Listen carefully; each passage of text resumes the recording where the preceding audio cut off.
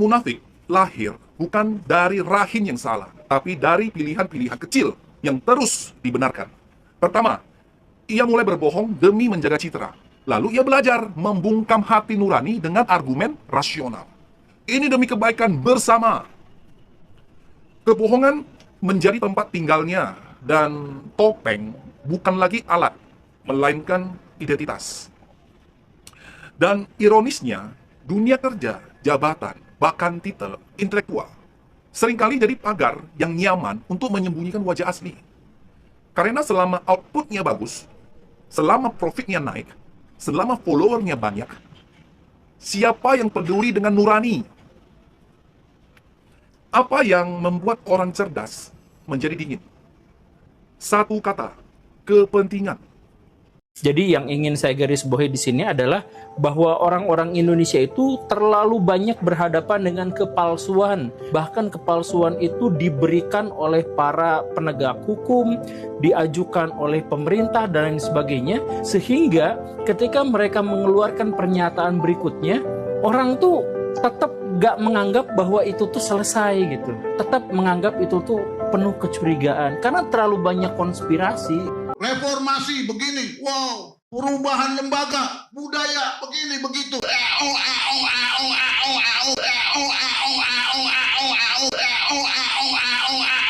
Georgia pengen lebih baik. Dia bawa negaranya ke ranking 53. Alias guys, 50% lebih baik dibanding Indonesia yang ada di peringkat 99. Lu bayangin, ada 100 negara, Indonesia paling korup itu rankingnya 99. Cuman beda satu lagi, kita langsung ranking 1 dari bawah. Luar biasa. Nah menurut kalian gimana guys? Apa sih solusinya ya supaya korupsi di Indonesia ini bisa diberantas? Kalau menurut gua hukuman mati itu aja nggak cukup. Karena apa? Orang kalau hukuman mati tapi duitnya masih ada di dia kan sama aja bohong. Duit harus diambil dulu dong. So harus ada memang perampasan aset. Tapi perampasan aset koruptor itu juga nggak cukup. Harus ada sistem yang membuat segala sesuatu menjadi lebih transparan, akuntabel, harus by system. Kalau itu nggak ada ya nggak bisa terjadi ini semua. Jadi harus bikin by system. Let's say pengadaan harus setransparan mungkin. Misalkan ya, hari ini kita mau belanja mobil dinas 50 unit. Siapa yang menang tender? Alasannya apa? Prasyaratnya apa? Kenapa dia bisa menang? Kenapa dia bisa kalah? Itu semua dibuka aja ke publik. Ujung-ujungnya ke sana. Pungli juga dibikin lebih transparan supaya pungli ini nggak ada.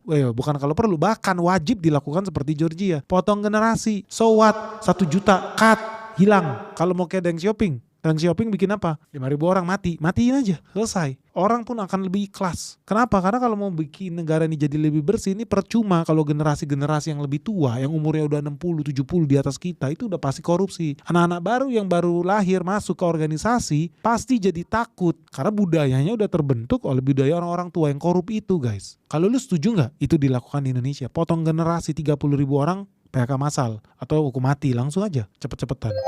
Terus apa tadi? Perampasan aset, pemiskinan, dan hukuman mati. Dirampas hasil korupsi, termasuk harta yang ada di istri, anak, cucu lu, orang akan berpikir. Dan apalagi kalau dipersulit karena semuanya dibikin transparan dan akuntabel.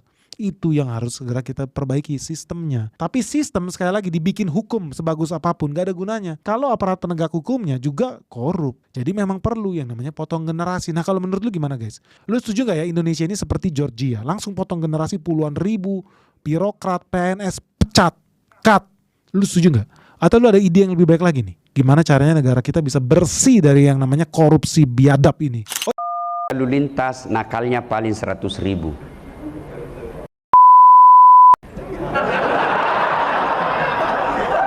Apa salahku? Tunggu dulu ini, saya baru carikan kau. Apa salahmu ini? Berat ini. Tenang, bisa diatur.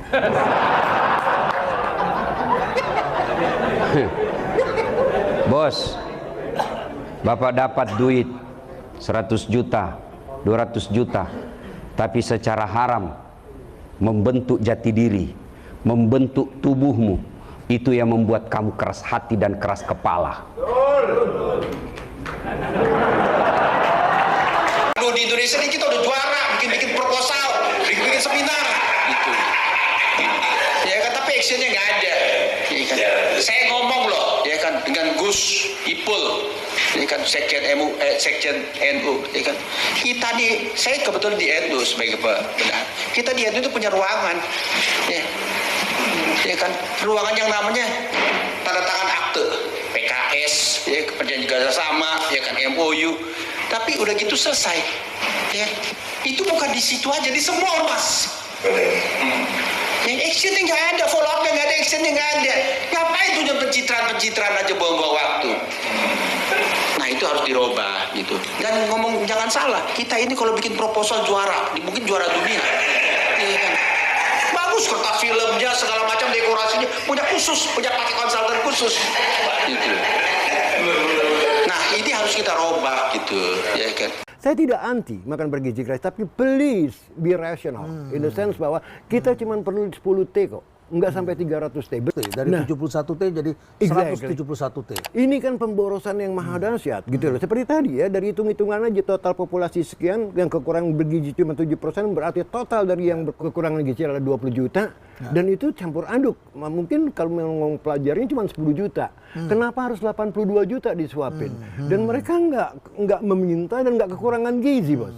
Ya kan itu problem. Artinya kalau 10 juta dari 82 juta berarti kan itu 1/8-nya. Exactly. Dari 172 juta katakanlah 1/8-nya barangkali hanya sekitar berapa 20 ya? 20 juta. 20 triliun. Iya, cukup. Ya, sekitar 20 triliun cukup ya barangkali ya. Katakanlah kasih surplus kemewahan sedikit jadi 25 T lah Ya, begitu masih ya. still affordable, ya kan masih Ya, still ya. make sense lah ya. Ya. Tapi kalau sampai 300 triliun sementara kita nggak punya uang, ini kan kelewatan. Ya, mereka mengatakan begini, ini konsepnya agak bergeser nih. Dulu kan tujuannya adalah kita ingin memberdayakan sekolah. Di sekolah itu kemudian nanti yang masak itu adalah kantin sekolah atau masyarakat sekolah. Kenapa sekarang jadi tiba-tiba ada yayasan yang muncul begitu? Ya, kenapa sekarang tiba-tiba jadi sentralisasi? Itu ada pertanyaan-pertanyaan seperti itu begitu. Iya. Ya. Dan itu wajar menurut saya, karena kembali lagi tadi dari masalah total populasinya aja itu udah nggak masuk akal 82 juta manusia. 82 juta ya. Kan? Dari total anggaran ini mencurigakan. Apalagi ada yang namanya di jalan tengah itu yayasan-yayasan sebagai penengahnya, sebagai middleman-nya seolah-olah. Nah ini sebetulnya proyek siapa kan begitu.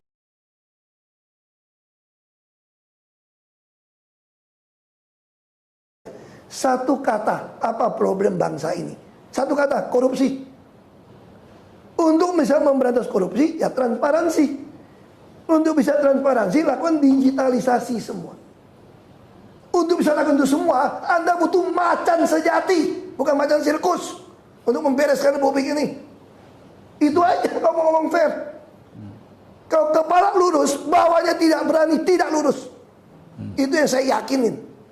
Kalau bawah masih berani main, berarti atasnya takut. Oke. Itu aja. Jadi nggak ada yang susah kok urus republik ini kok. Yang susah kalau lu mau terima duit. Cari uang ya cari uang, tapi ya jangan keterlaluan begitu. Banyak dusta, memelihara itikat buruk, merugikan sesamamu, merugikan warga. Kapan bertobat? Reformasi begini, wow, perubahan lembaga, budaya begini begitu.